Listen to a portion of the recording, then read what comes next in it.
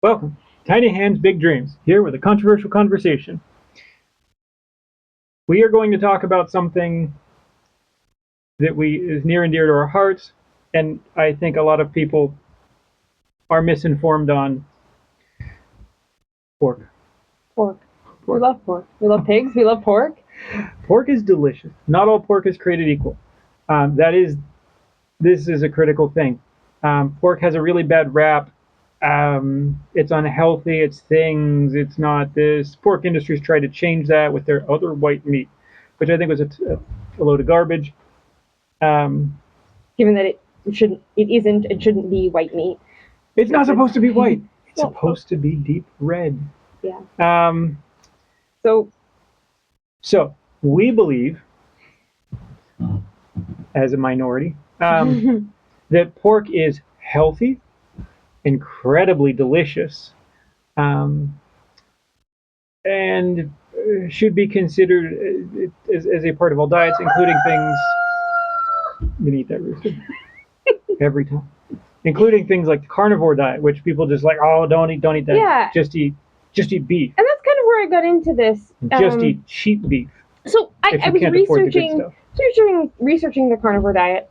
We're headed towards a more animal product based diet. And I was researching it. I actually wrote about it, one or two articles on my Substack about the carnivore diet. And in doing all that research, I realized that most people do not include pork in the diet, or at least not in large part. Yeah. I'm like trying to dig into why. Like, I don't know. I got into a lot of sort of obscure ideas that I don't necessarily agree with. But most of it all comes down to like the omega-6 to omega-3 ratio. That's like the big thing. That pork is just terrible. Sure. And it is, and it isn't. And beef is and isn't. So let's wade into the. Well, that's one of the things, because I remember someone asked a question of like a quagmire of data. Someone on the lion diet, which is even more extreme, which is like beef, water, and salt, which is super extreme, more of like an elimination, you have serious issues kind of diet. And they asked like, well, I can't afford good quality beef. Oh, it doesn't matter. Just buy anything from the store. Okay. Misinformation. So... Totally wrong. So don't take advice from people on the internet. Okay, we're not on the internet. We're in the jungle. It's fine. We are actually in the jungle. The internet it's over there. We'll take it over there later. So, what we get into, I said so. I'm trying not to. I said so too. We're working on it. Nobody's perfect. What we found out, there was a great study of pasture-raised pigs where they took some and they raised them in pure pasture. They gave them a new spot of land every week. So they actually, they raised them 3 different groups of pigs. One got moved every week. So they had a little bit of pasture, so they didn't tear up the ground too much. But mostly it was grain-fed. The other group was 50-50. They were moved more often, but they also got half their intake needs from grain. The last group was pure pasture, no grains. Although they did supplement with a little bit of milk powder for lysine and some salt. And they would need a little bit of protein. I'm sure that also, yeah. I don't know if they included protein. Maybe that was the milk powder. The milk powder would have some, yeah. But lysine apparently was critical. Is critical for pigs, yeah. But the majority of their diet. So what they found out was the costs associated, the pure pasture, just wild pig in nature, took the longest and actually, I guess, had the highest cost. The group that won was the half and half. Some grain, some forage had the lowest cost and the lowest time to finish. It turns out that a pig can take in all of these varied sources, gets all the different minerals, gets all the things, and actually thrived eating a varied diet. Which is basically what we're doing. But then your omega-3/6 ratios, which all the doctors say about, your omega-3/6 ratio, like you want to get to 3-to-1. Nobody eats 3-to-1 unless you live on an island and eat fish. A pasture-raised pig can have as low as if it's just fed pasture, 5-to-1 ratio, which is pretty low. So we have some numbers Let's, because I think usually we don't have notes and things for these conversations, but numbers. graphs, numbers, things. They're important. If we're going to talk about something, people are going to argue with us. I'm looking at you. You're gonna comment and argue with us, aren't you? There's data. The omega 6-to-3 ratio and this is interesting. Store-bought pork is different than grain-fed pork. Store-bought. So store-bought, and we found this in multiple studies and or they'll just they'll do a thing and they'll test all the meats and then they'll go store-bought and store-bought, which means it is not the same as grain finished. It is. Feed those things. Yeah, we'll get into that. So store-bought pork has it's a 29-to-1 ratio. It's terrible. It's terrible. So remember, we're shooting for 3-to-1. Yeah, 29 times the 6 to the 3, and the 3 is a healthy one. The 3 is the anti-inflammatory, anti-cancer. Yeah. All of those things. Yeah. So store-bought is 29-to-1. 100% grain-fed is 13-to-1, and then the grain-free, which would be the pastured, is 5-to-1. So there's a very big difference. Now that is, I am assuming, I'd have to go back and read the study. I think that's with a commercial hog. Yeah. Now, beef, as a comparison, because everyone says beef is the better option. Beef, generically. Now. Yeah, so store-bought beef is 20-to-1. Grain-fed is between 7 to 16-to-1. So again, the grain-fed is wildly different than the store-bought. Yeah. And then the grass-fed, information differs. The one I found was 1.5-to-1, but I think it's probably typically a little higher than that. Yeah. And that can include, the grass-fed can include hay. Well, it's still grass, yeah. Which is still grass. Unless it's a goat. Now here's the rub on this, because we also know that the term grass-fed, grass-finished is misleading at best. She did an excellent write-up. She went through and spent a bunch of time going through the FDA? It was the USDA. USDA's site and picking out the terms, the things, the allowances, the discrepancies, the things, That was quite the rabbit hole. There's a lovely rabbit hole if you'd like to get into someone grass-fed does not always mean really grass-fed. Grass-fed does not mean grass-finished. Grass-finished does not mean it's been fed its entire life grass. It just means it was finished the last little portion on grass. And there's a bunch of contingencies and things, and you can still call it grass-fed if this, but not that, and then it's... And then there's the organic discussion, which is a whole side thing of it. It's organic except when it's not, except when we allow you to do these things that aren't organic, but still call it organic. Oh, yeah. Okay. So grass-fed, take that particular phrase with a grain of salt, unless you are buying your meat from someone reputable, small business farm, or yourself. Sure. And then otherwise we are working towards, I can see my pigs now. I know what they eat. I know where they are. I know what they don't eat. Here in Ecuador, it is the absolute rule that cows eat grass in fields. You see all these hills? There's cows. No one feeds their cows anything. Oh, you can't afford to. Beef is any cut of the cow you want, $2.75 a pound.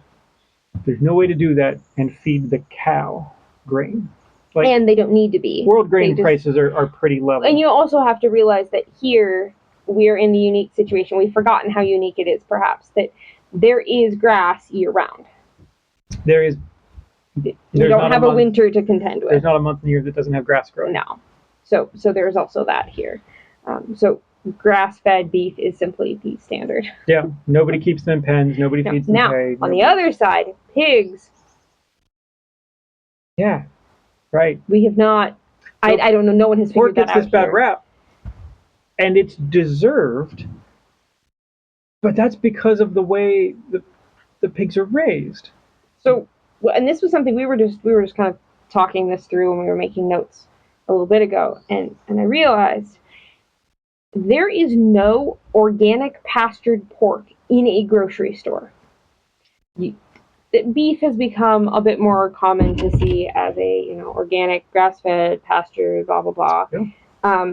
Like there's just beef that is higher quality in grocery stores. You can go in almost every grocery store, beef, cheap beef, grass-fed beef, organic, all those sure. things.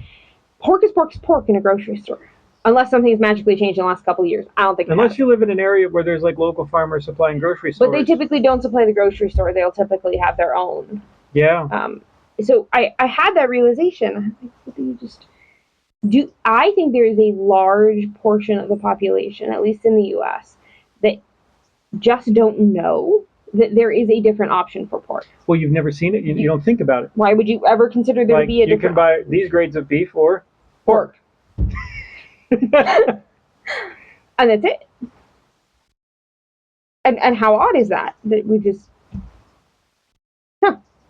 interesting. Now I can tell you that we do not eat store-bought pork. We'll never eat it again. Nope. I'll eat weeds before I eat that. There's nothing good about it. There's lots of bad about it. And if you don't like pork, that's probably why. It's not good. It's not good. It's not good for you. But we've actually now emptied the freezer of our last 2 pigs, which is not that long ago. We ate the majority of our meat for a while as pork. It's incredible. It's so good. It's so good. We feel good eating it, and there's a lot to be said for that. We have also eaten pork that is not as good, and we don't feel as good. It's true. The fat is a part of this that is incredibly important to us.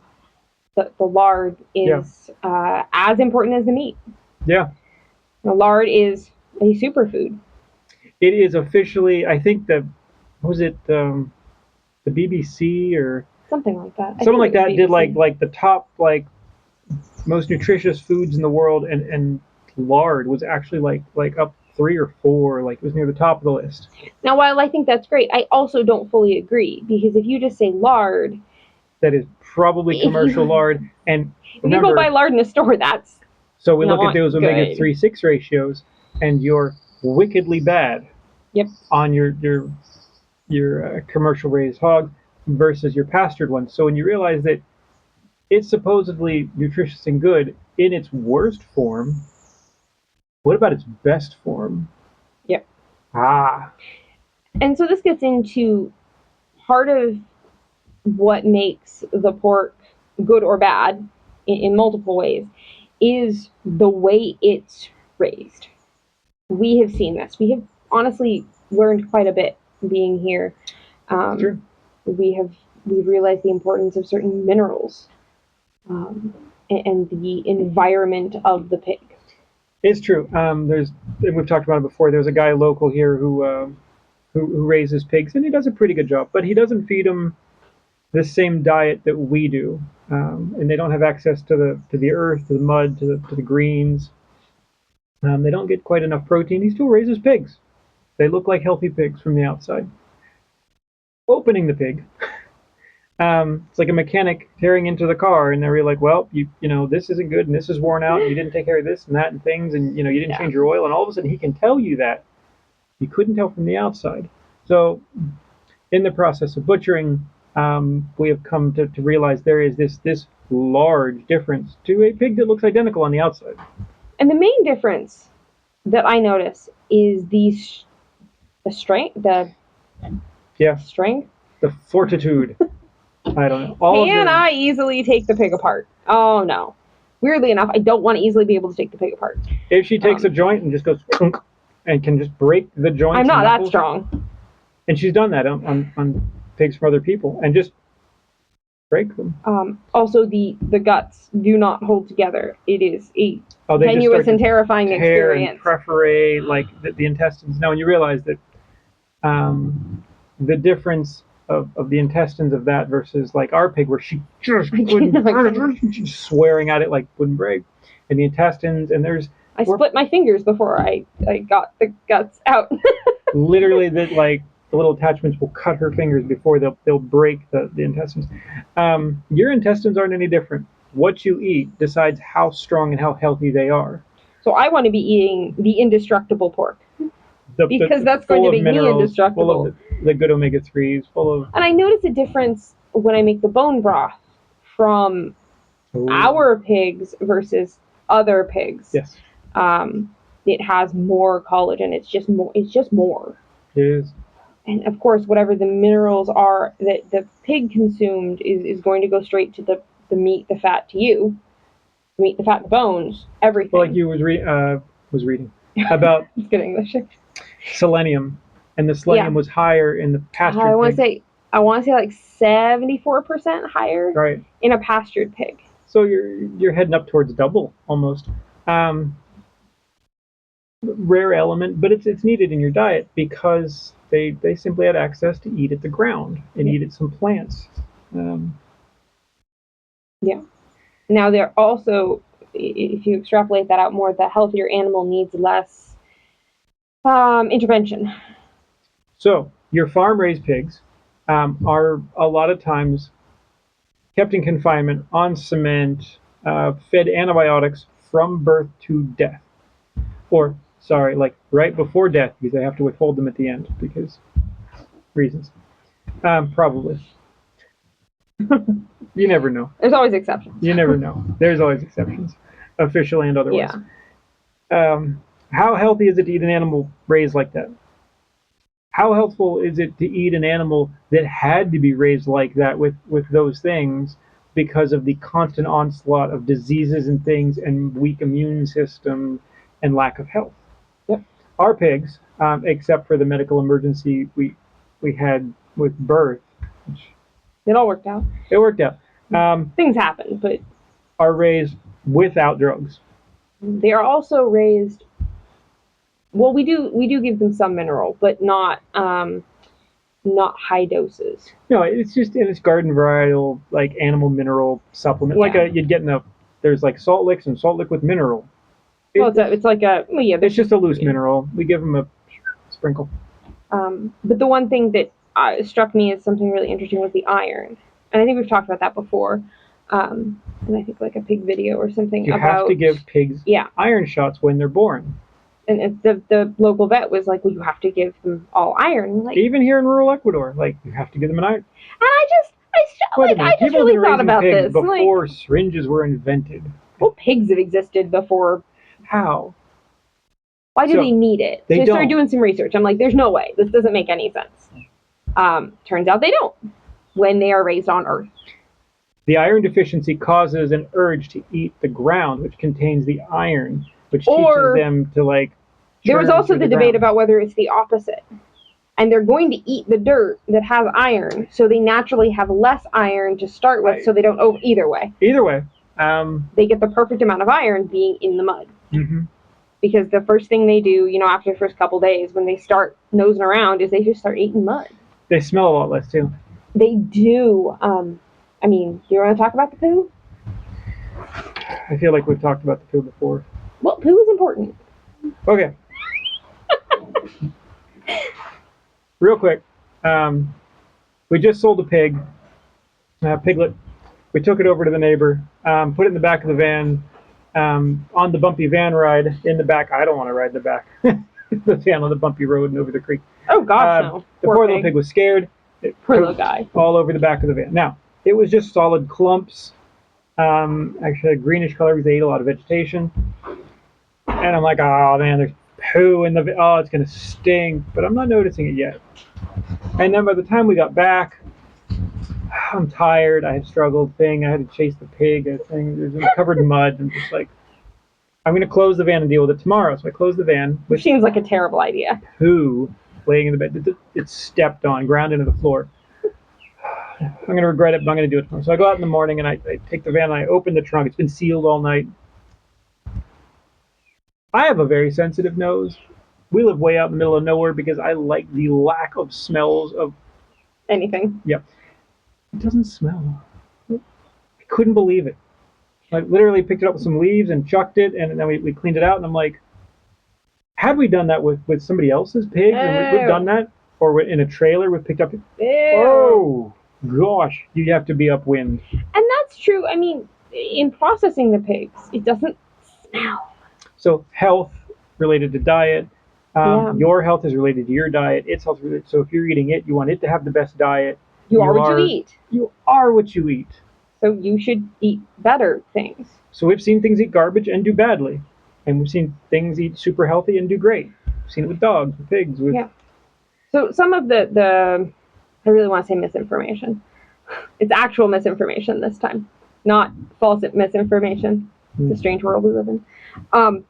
Most of the things that you find are called misinformation are true. Most things they tell you are true are misinformation. We're going to go back to the original definitions of these words. So, incorrect information, or myths, whatever. That pigs are disgusting. And that pigs, they live in filth and they eat their own waste and all this. I've heard this. You want to come see my pigs? But it's true. They will. They will if they're forced to. If you were forced to live in a space that's like 2 feet by 6 feet, what do you think your life would look like? Never getting to leave your little cell that you can barely turn around in. Yeah, you have to eat there. You have to poop there. It's smaller than jail.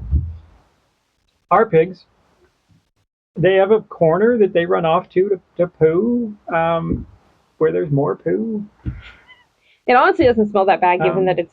Pigs will naturally sort of potty train themselves, and it's not that bad. No. They're not disgusting. Yes, they're muddy. They like to wallow in mud. That's not gross. It's just mud. It's just mud. It's good for them. Yeah, we even had one that had a horrible injury, knee infection. It got a fly strike. Yeah. We had maggots up so bad. To the pigs. We saw the exposed knuckle joint. Like her little knee? Yeah. Little knee joint? Now, if this was a human, you can imagine like your knee exposed, fly, like maggots things, trying to pick them all out, trying to cream it, try to put a Band-Aid on it. She's a pig. Little baby pig. Went back into the mud, and we're like, there's just mud in the bandage, in the wound. I hope this works out. Only so much you can do. We re-bandaged it once, more cream, and then kind of fine. It totally healed, even in that horrible, nasty, dirty environment. Which also is a testament to how healthy they are. Yeah, without antibiotics, healed, massive like wound injury thing, in a difficult environment. Like it's. So if you look at conditions of growing pig, we all know that the beginning of any creature's life is important. Building blocks. Part of what I think is a problem in the health of pigs and then the health of the person eating the pig is how early they are weaned in commercial conditions. And that's true of basically all animals that are raised in commercial facilities. What is it, like 3 weeks is like the commercial standard? For pigs? Yeah, I think so. And I looked at our piglets at 3 weeks. I'm like, oh, you're just a baby. You're just a little baby. Yeah. There's the emotional part, which I think is they clearly were not ready. They did not start eating real food until like 5 weeks. More than just like what is this taste? They're tasting it. But they were actually legitimate food. Legitimate eating it at like 5 weeks. By 6, we're like, but if we pulled you now, you're still having milk, but you're accustomed to eating the food. You've done that transition. By like 7 weeks, you're pretty much on to solid food. But they're still nursing. And I think it does help them. Everyone that has seen our pigs or bought our pigs are impressed with their growth. Yeah. I'm impressed with their general health. I am a big fan of the letting nature do its thing. She will wean her piglets when it is time. Yeah. She is sort of attempting now. So we sold one where at like 9 weeks. Something like that. And it's good. It's a comfortable time. They're okay. She's okay. They're fine. Yeah. And they're 9 weeks. They're good size. Chunker was like 40 pounds or something. He's a big pig. He's a good pig. And I think that's important. And again, I can't help but think that contributes to the overall health of the end product of pork. Which the main goal, at least for us, is to be as healthful as possible. Yeah. And that includes eating healthful things, which includes healthful pork. Yeah. Do you want to talk about the other component? He blinks at me. Okay. What I said, remember what I said of you can't just throw a hairless pink pig on grass and expect it to be amazing pork. Because this is all about pastured and conditions and things, and it's all super important. But I couldn't find anything looking it up on the difference in breeds in your omega-3/6 production. But I know without a doubt. We know without a doubt, like, and we've our experience with the lard and the fat and the thing, and you can tell a good lard from a lard that's been raised in a pink pig on cheap grain. Like your basic commercial pig. Basic lard. And it'll just wash off your hands. But if you take a heritage pig, which is a different creature, and you raise it on good food, that lard gets on your hands. I don't care how many times you wash your hands, it doesn't come off. It's also, when you render the lard, it's solid at room temperature instead of weird liquid. Weird softy goo. It's a different fat. So again, not all pork is created equal. Because I really believe that the different breeds have different fat composition, meat. So to give a different example, with chickens, Cornish cross is your average white meat chicken, which we are raising some pastured. Now people say, well, like, if it's a Cornish cross, you're still going to have white meat at the end of it. If you pasture them, it will take twice or three times as long, and it will be slightly better. Slightly darker. It won't have grown so overly fast. Right. But it is still the same genetics. But it is that genetics. If you take a heritage breed chicken, it will take 6 months instead of 3 months to get to the same weight, and the meat comes out and it's all dark meat. And it's all very succulent and very, very intense flavor. Which is also then directly tied to its nutritional value because it has had longer to build minerals and so that's where, as a comparison, the genetics play a huge part in what you're going to get, because the heritage pigs take longer to get to a weight, but they are then vastly better. Will they ever be part of like commercial?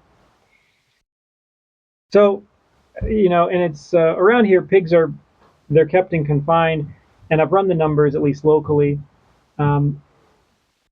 If you make your own piglets, if you raise, you have facilities.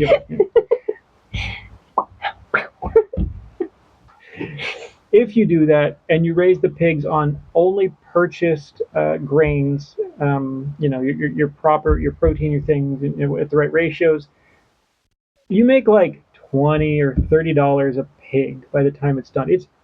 It's so low, it doesn't make any sense. And I know there's other costs, and I know there's things, and then you have to amortize in the cost of your mothering sows, your boars, your overhead, your lights, your things, your labor, medicines. And I'm like, so people have gotten creative, and they'll get byproducts. Oh, it's a spoiled batch of Platinos sat in a truck too long. They'll buy that for cheap. Which I'm not opposed to. Some ruined corn that got wet. So I'm not opposed to any of that. Gets moldy. Not ideal. Mold can be. Mold's not great, but the rotten Platinos is not so bad. Great. They love them. The pigs do love it. But so they get into how to creatively feed them, because anything that they don't buy is then their profit margin. But otherwise, it's almost money in, money out. There's just nothing left. You operate feeding people with pigs for zero income.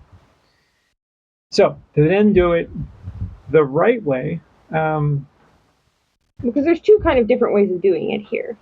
There's sort of the pig farm. Yep.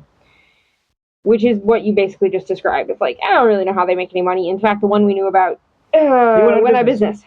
Imagine that.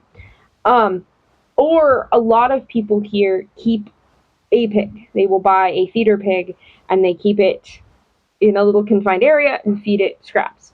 And that is it. And maybe some corn. And that is their pig that then they will butcher. Which is an Asian practice too. You have a house pig. It is, yes. It's the house pig. Yeah. I don't think that's it. It's also differently not ideal. Is it maybe better conditions? Possibly. There's probably less health issues for a pig that is not around a bunch of other pigs and all of that, but it's still not out in nature. And those are really the two ways it is typically done here. And in the one study that we're going to link to in there, the idea when they fed the pigs ate 50% of their food calories in forage. So when you realize that if you can eat half forage, that's half the food you didn't buy. Guess what? You just saved half the food cost, which is almost half the cost of the entire raising of a pig, which is a massive increase. But you had to have land. What's the land cost? And I think that's where it sort of falls down. Is now there's land cost, land maintenance, reseeding when needed, putting up fences. You would have to have a giant chunk of land, a proper procedure, and a rotation for any sort of large production. And that's why. Is it possible? Yeah. And the savings of not feeding the food, if the land was cheap enough, there may be enough payback to where you could be close to the same price as commodity pork, while being infinitely better. And that's the thing, is I think that's why the pastured pork is not as widely available as the grass-fed pastured beef, because it's just simply easier to keep cows on grass. It's just simply easier, and all they need is grass. Cows are easier to keep in a fence. Accurate. Yeah. They are less destructive to land as well, depending on your pig. And that's probably part of why you just don't see it mass produced.